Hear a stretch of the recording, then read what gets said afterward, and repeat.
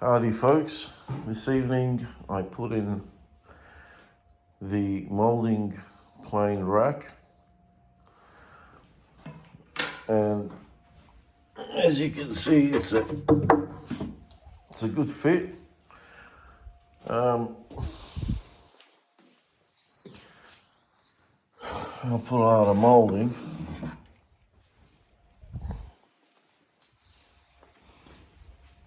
By the way, if you want to know how to make this, go and check out one of my magazines.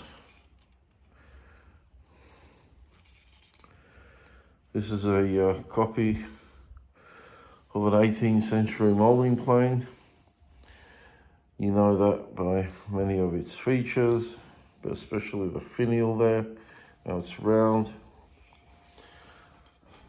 So, which magazine? I can't remember which magazine. That's not it.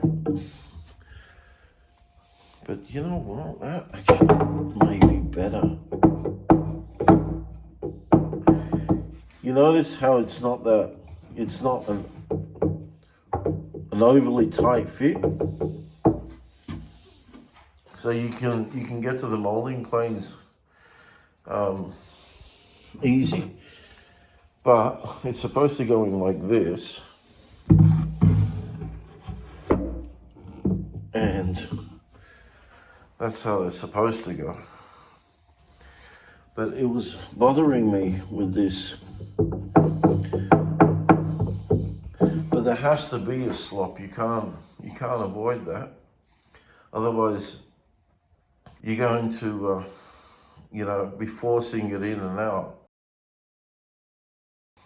Comes time to use them, and you have to remember that not all moulding planes are 3.5 inch in height. So I made this a little bit, 16th larger than 3.5. So you can feel that slop there. But that's supposed to be like that.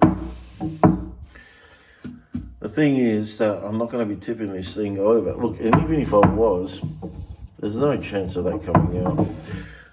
So there are other moulding planes that are wider, and you won't be able to fit it in that particular one. So when you make yours,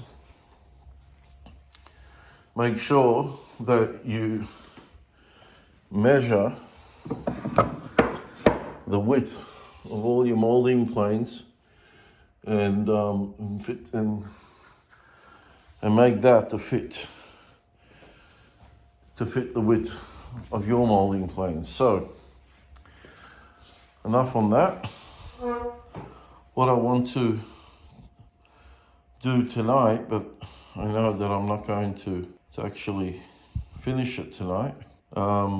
I want to install all those chisels and screwdrivers and mortising chisels and those marking gauges. I want to put, and if I could even put the squares in the front here, okay? And behind that, I want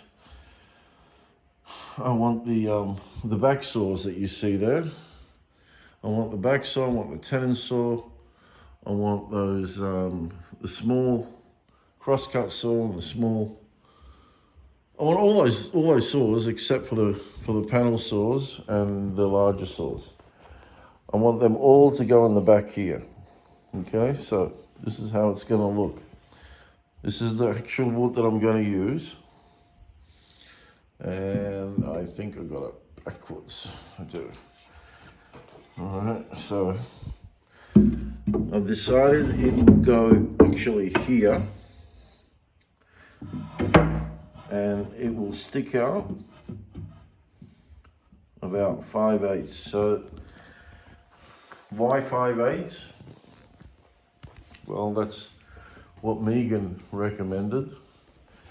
And then I thought maybe it needs to go a little bit more, but no, because that will catch on. to that bit of wood there. So it won't drop. So the saw won't drop.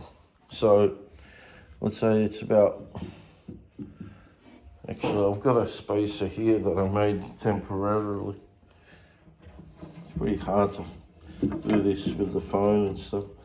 But anyway, there you go. That's the spacing it will have. And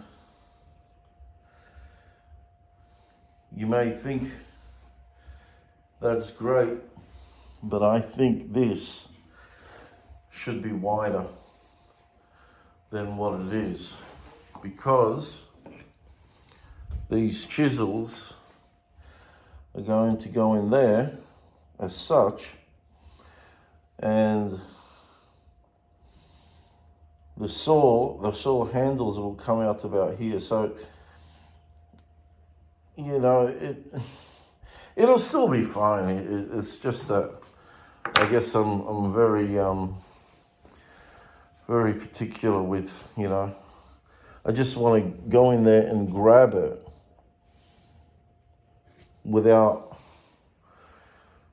you know, going through any difficulty. I don't know, I'll see. I won't commit to this because it may actually prove to be, it may not work, and I may have to cut another piece and make it wider. So this way I can comfortably go in there and grab the saws without moving the chisels and so forth. So for now, I want to work out the spacings. I want to work out what I can put in here and what I can't. So I don't even know if, like, tomorrow I'm going to be, when I finish this.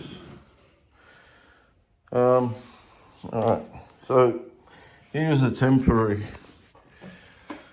a test piece. Now I've used a 1/2 inch auger bit so I can get this Robert Sorby chisel in, and I quickly worked out that to repeat what I did on the tool cabinet for this particular thing doesn't really work out, even though it works out, well, just barely. It's about here, right, where it belongs. But in this case, I don't think I'm going to have the slots in this one. I'm going to bore, where's the bloody ruler now when I need it? Yeah, okay, so that one's is what I marked out to be for that chisel. So what this video is going to be about is boring absolutely horizontal. So when you come out to the other side, it'll come out to where I've made already a mark.